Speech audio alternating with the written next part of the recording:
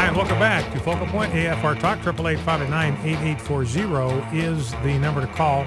Look forward to having you in the conversation. Senate, as predicted, this is breaking news. The Senate has just rejected the House bill that would delay Obamacare for 1 year. Remember, the House began by defunding Obamacare. Senate said that's not good enough. So they sent back a second bill saying we will delay Obamacare for 1 year.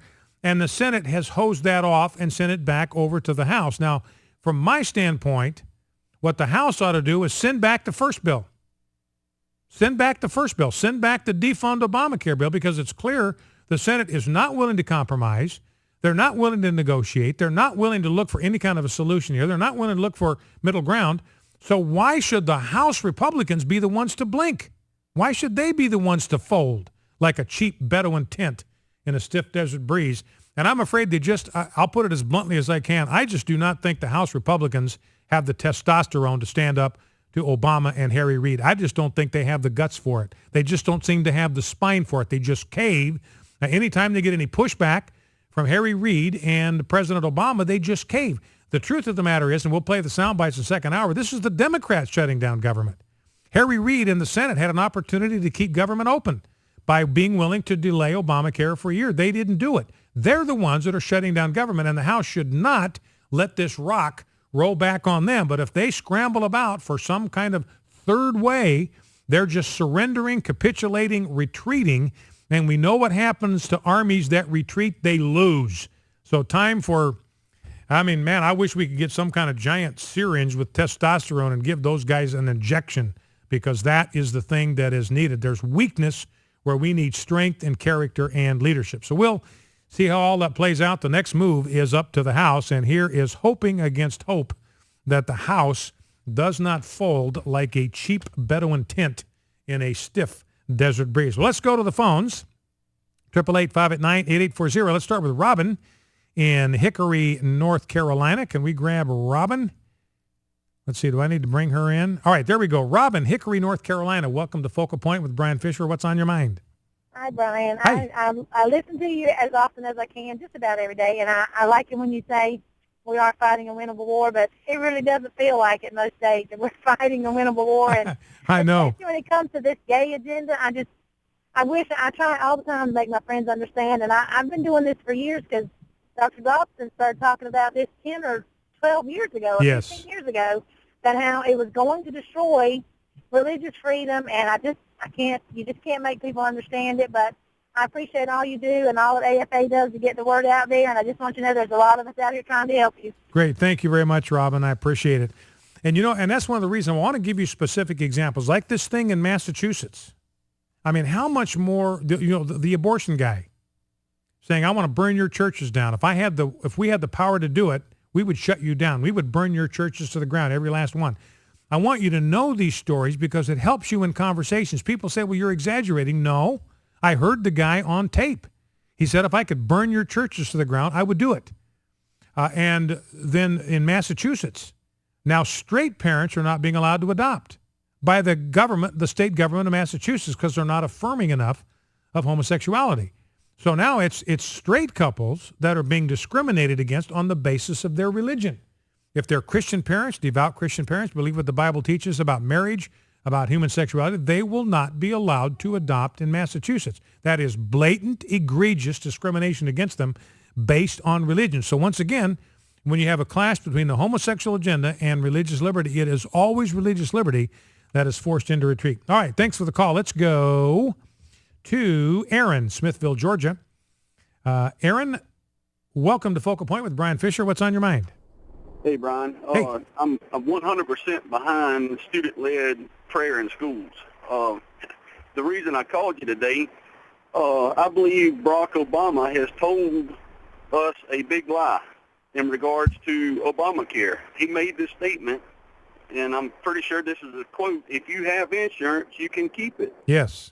Well, my mama received a notification today in the mail from her insurance company of cancellation. This happened just today. Yes, sir, today. She has a high deductible policy, and according to their statement, it does not work in the new health care law. Yeah. Well, and she is just one of many, Aaron. I'm looking at a story right here today from dailycaller.com, and it's just sad. To me, this is tragic, Aaron, because these are real people we're talking about. These are people that are having their health insurance taken away from them, and they do not know where they're going to go to get it replaced. This is a tragedy unfolding in front of our eyes. This is needless pain, needless confusion, needless anxiety, and needless suffering. Here's a story, dailycaller.com, 10 states where Obamacare wipes out existing health care plans. Now remember, this is a quote from Barack Obama, just as Aaron said, if you like your health care plan, you can keep your health care plan. That's a direct quote from Barack Obama selling us the bilge that has turned into be Obamacare. But here are 10 states where consumers may like their health care plans, but they won't be able to keep them. California, 58,000 will lose their plans under Obamacare. Missouri, patients of the state's largest hospital system will not be covered by the largest insurer on Obamacare exchanges. Connecticut, Aetna, the third largest insurer in the nation, won't offer insurance on the Obamacare exchange, where it was founded in 1850. Maryland, 13,000 individuals covered by Aetna won't be able to keep their insurance plans. South Carolina, 28,000 people insured by Medical Mutual of Ohio until it decided to leave the state entirely in July due to Obamacare.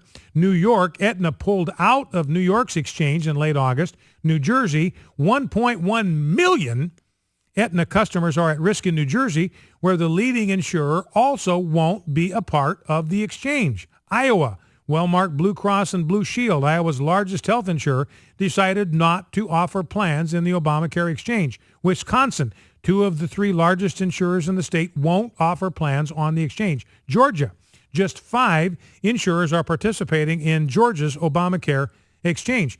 I had dinner on Friday night with my insurance agent, great guy, great insurance agent, one of the best in the state, actually one of the best insurance agents in the country. And they just went to a presentation by Blue Cross about these navigators, about Obamacare. And he told me this, that there is only one place that's providing navigators for Obamacare to help people find a health insurance plan on Obamacare. And this is where Aaron's mom's going to have to go. She's going to have to go to one of these exchanges in Georgia to try to get insurance. So I've just read you, just 5 insurers are even participating in Georgia's Obamacare exchange. Medical Mutual of Ohio left Georgia. Aetna, along with Coventry, also decided against participating in the Georgia Healthcare Exchange. So Aaron's mom's got to find insurance somewhere. She's going to have to go to the exchange, and she's going to have to get some help from a navigator.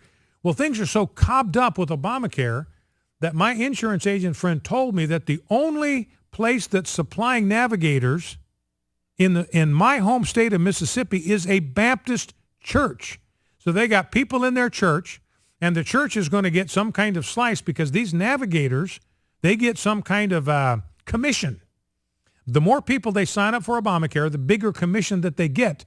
So that commission is going to go to them. That's going to be, I'm not saying these people, this Baptist church would do it, but there's an incentive for others who are unscrupulous, for fraud, signing people up against their will, signing people up whether the people want to be signed up or not, whether they even know they're being signed up, all kinds of. And here's the deal. These people don't know anything about health insurance.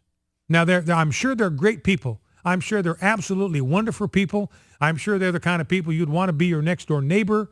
I'm sure they're absolutely fine, solid, upstanding citizens. The problem is these people don't know anything about health care. They don't know anything about insurance. They don't know anything about Obamacare.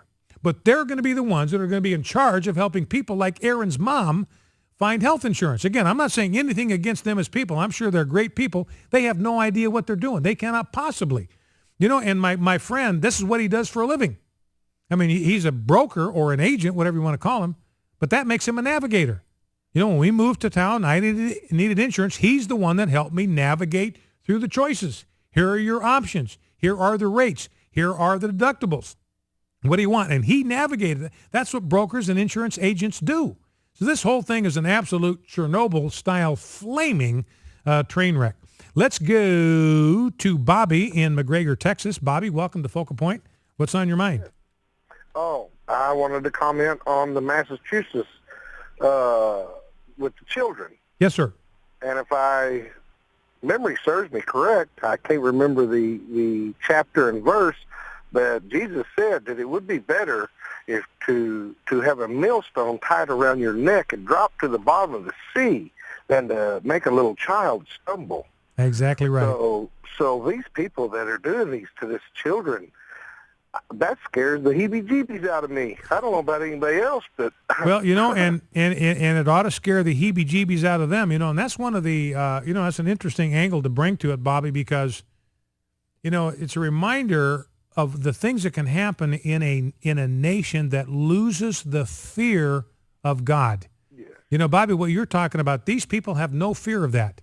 Jesus said it. You cause one of these little ones to stumble. It'd be better for you to have a millstone, an anvil tied around your neck, and tossed off the boat into the deepest part of the ocean. Now, that strikes fear into my heart, and it strikes fear into your heart, Bobby. You don't want to do that. You know that Jesus meant it when he said that. And these people have no fear of Christ. They have no fear of God, and so they're putting these young lives in jeopardy without any fear of the consequences either in this life or in the life to come. Well, thank you, Bobby. That's a fascinating call. Let's go to Bob, Lost River. One last call before we're done. Got about 30 seconds. Bob, what's on your mind? Well, about 30 years ago, I had my first term of history in college. She was a practitioner. She was a legislative aide on Capitol Hill. And when she covered the Constitution, she did it very thoroughly. And she said at that time, it was never meant to be the law of the land. And she used two examples. Say, I'll just throw them out, something like Massachusetts brings up something, and they rule on it, and then say New Jersey brings Hey, Bob. something. Yeah. Bob, I am running out of time. Can you stay over? Can you hang on for 5 more minutes? Sure. Okay, I'm going to keep you on over the news break because I'd like to get a little more detail about what you're talking about here. On with Bob here. We'll be back with him right after the news break. We'll be back in 5 minutes. Don't go anywhere. You're listening to Focal Point on AFR Talk with Brian Fisher. Be right back.